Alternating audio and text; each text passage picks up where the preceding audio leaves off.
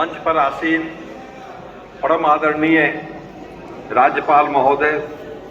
एवं केंद्र सरकार के सम्मानित मंत्री जयप्रकाश आंदोलन के नेता श्री अश्विनी कुमार चौबे जी, बिहार सरकार में उद्योग विभाग की जिम्मेदारी संभाल रहे लोकप्रिय हर दिल अजीज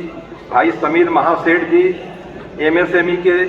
डायरेक्टर श्री प्रदीप कुमार जी, आज मैं इस मंच के माध्यम से आप सभी के समक्ष एक कार्यक्रम की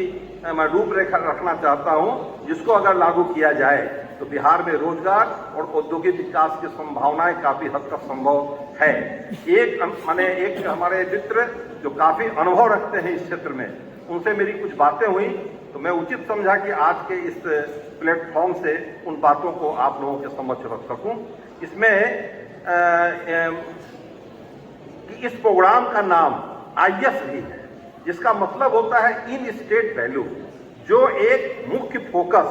सभी छोटी मध्यम या बड़ी कंपनी अगर बिहार में कोई बिजनेस करना चाहती है तो उनका बिहार में कितना वैल्यू एडिशन है, मतलब बिहार में कितना इन्वेस्टमेंट है, बिहार के लोगों को कितना रोजगार दिया है, इन सभी अतिरिक्त मुख्य बिंदुओं पर विचार कर अवसर लागू करने की ओर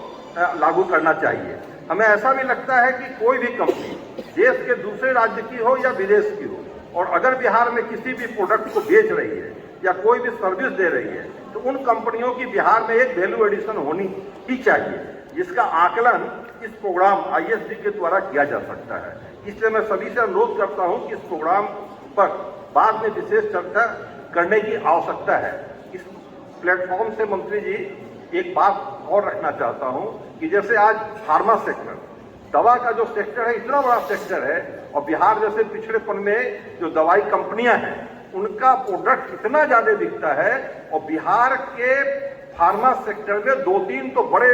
बड़े हस्ताक्षर हैं। एरिस्टो और जैसी कंपनियां जो हैं